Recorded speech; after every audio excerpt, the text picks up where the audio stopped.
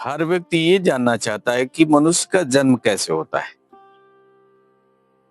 कुछ लोग कहते हैं क्या योनि में चले जाते हैं, 84 लाख योनियों में भटकते हैं। ये कल्पनाएं। 84 लाख योनि हम माँ के पेट में ही मानव तन में ही लेकर के बार बार पैदा होते हैं, चाहे जितनी बार मानव तन मिले। प्रति 3 सेकंड में हमारा शकल माँ के पेट में बदल जाता है। जब हम शरीर छोड़ते हैं तो 2 अवस्थाएं होती हैं। 2 अवस्थाओं में हमारा जन्म होता है। एक, हम तंद्रा में चले जाते हैं और तंद्रा के बाद हमारे शरीर का क्षरण हो जाता है और हमें ख्याल नहीं रहता है कि हम कब क्या थे।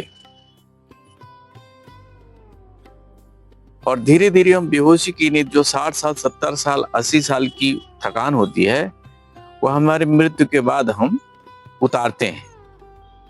इसी को बेहोशी की नींद भी कह सकते हैं, विश्राम की नींद भी कह सकते हैं। योगी लोग इसे तंद्रा कहते हैं। धीरे धीरे हमारे तन का क्षरण होने लगता है और हम बेहोशी में पड़े पड़े पड़े पड़े पड़े क्षरित हो जाते हैं।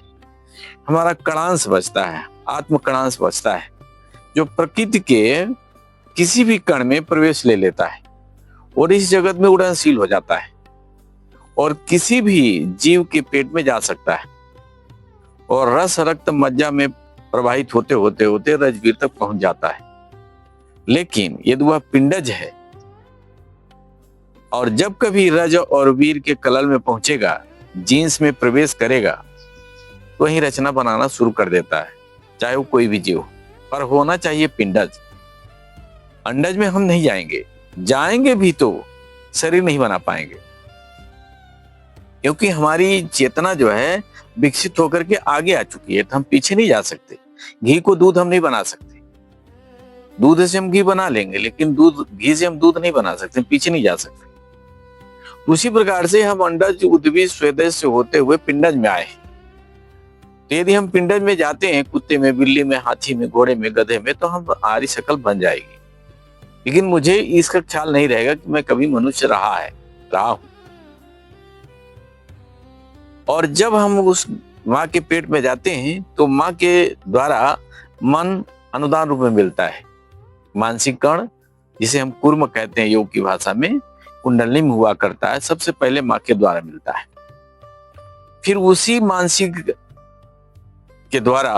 के द्वारा रचना शुरू हो जाती है और जीन्स में हम प्रवेश लिए चुंबक आकर्षण और गति के सिद्धांत पर हम स्वयं रचना शुरू कर देते हैं और हम उसी जिस जीन्स में हम प्रवेश लिए हुए हैं, उसी जीन्स के अनुसार हम शकल बनाते हैं। चाहे 4 पैर का हो, शेर हो, बाघ हो, बिल्ली हो, चूहा हो, पिंडज में जो भी हो, हम उसी तरह की ढांचा बनाना शुरू कर देते हैं। हमको वहां शकल से कोई परहेज नहीं होता कि कोई शकल अच्छा है या खराब है। मनुष्य के शकल में भी हम आ सकते हैं, तंद्रा के बाद भी आ सकते हैं, किंतु जो जागृत मौत होती है, जो होश में मरते हैं, साधक स्तर के होते हैं, गृहस्थ होते हैं, पर जागरूक होते हैं, उनका ज्ञान विकसित होता है, उनके आत्मज्ञान हुआ करता है। भले योगी वैरागी न हो, लाल पीली कपड़े न पहने हो, कोई जरूरी नहीं है। और जब वो मरते हैं तो जागृत मौत कहलाती है। वो बेहोशी में नहीं जाते, तंद्रा में नहीं जाते, कुछ दिन तक वो इधर उधर अपना आनंद लेते हैं। दुख नहीं होता, शरीर छोड़ने के बाद कोई दुख नहीं होता, बल्कि शरीर धारण करने पर यह समस्याएं पर समस्याएं चढ़ी रहती है और शरीर छोड़ने पर कोई दुख नहीं होता।